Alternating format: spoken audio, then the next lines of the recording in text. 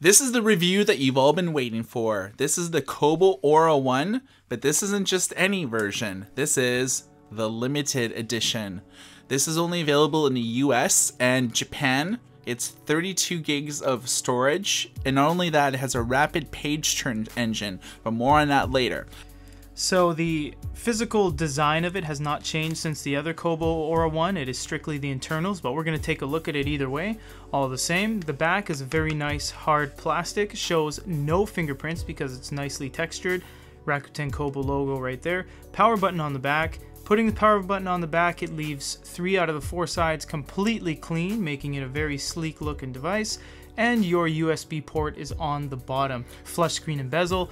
And if you look on the top and catch some light, you see the light sensor for the glow light up top. This is a great e-reader. I mean, it's 7.8 inches. The resolution is superb. It's 1872 by 1404, which works out to a very crisp 300 ppi.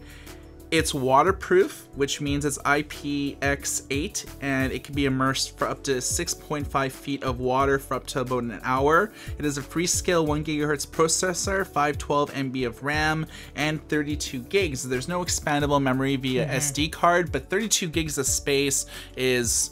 If you were just to have ebooks on here, it's roughly like 30,000 ebooks, combination of like ebooks and manga.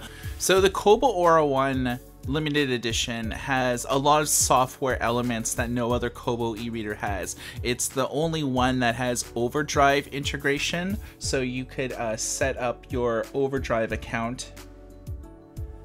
You set up like your, what library locally you deal with, log in with your library card and your PIN number. It lists the books you're currently reading. It'll list books that you have like on your device. Quick tour, find your next great read, catch up on 2 articles you added recently. So this is Pocket integration. Let's take a look at what Pocket can do. So this is an article from goodereader.com. It's 3 pages. And these are the books that are on the device. You can see there's a wide array of titles here. You can go to authors, and it lists the authors and how many of the books. So this is like where you're gonna do the vast majority of your purchases.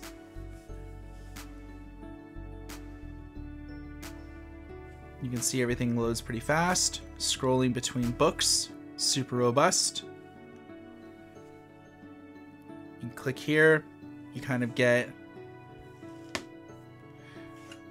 the synapse of the book, the details, publisher and stuff, written reviews by people, and then related. Reading settings is critically important. This is sort of like where you could change the page controls. You could refresh the screen every chapter, so as you're scrolling through a book, you're not going to kind of get that full page refresh. You're going to just do it every chapter, which is very interesting. You can establish whether you want to tap or swipe. Swiping only. You can see for yourself that after it's all said and done, you have about 28 gigs of memory left out of the 32. So with the Kobo, you can do page turns by tapping or swiping. So it leaves you with those 2 options. If you tap in the center, you get all the information down below. You can go to fonts. You can change all the line spacing, the margins, the justification. Everything changes live.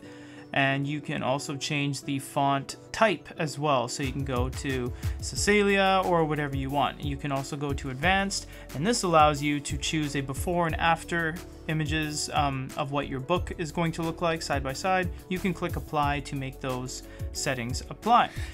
Long pressing on a word allows you to make notes, highlights. So we'll just look at the keyboard real quick. QWERTY keyboard, but it's not staggered. The Q and the A, everything's kind of gridded, so a little bit unconventional. You also have the ability to make highlights right there and share to Facebook. You used to have a lot more way back when, but they've gotten rid of some since. You have a slider bar to whip through the book as fast as you want, or if you want to swipe or tap very quickly, you can do that as well. If you want a more fluid page turn experience, as well as this being one of the two things that makes the limited edition different, is you can start from either one of the sides and move in towards the center and hold it. It will then go through the book. Not quite as rapid as they were advertising. It's actually a little bit slower than if you were to change pages itself, but it's fluid. So you can do the same things we can do on a book, as you can do swipes, taps, or you can do the rapid page turn speed. It does take a little bit of time on mangas because it's loading much more data than an ebook. You can also do long pinch and zooms, and you can navigate around. It gets kind of blurry at times, but with the 7.8-inch screen, you won't find yourself zooming in a lot because mangas are meant to be this size when you're actually reading them in the store and stuff like that. So you won't really have to do a lot of pinch and zooming. The Kobo R1 limited edition is well worth spending the extra dollars from the base model if you can find it. I hope that you've enjoyed this review as much as we've loved showing you all these features on the OR1 rapid page turn engine and so on. So thanks for watching. For goodereader.com, my name is Michael. This is Peter. Everybody take care.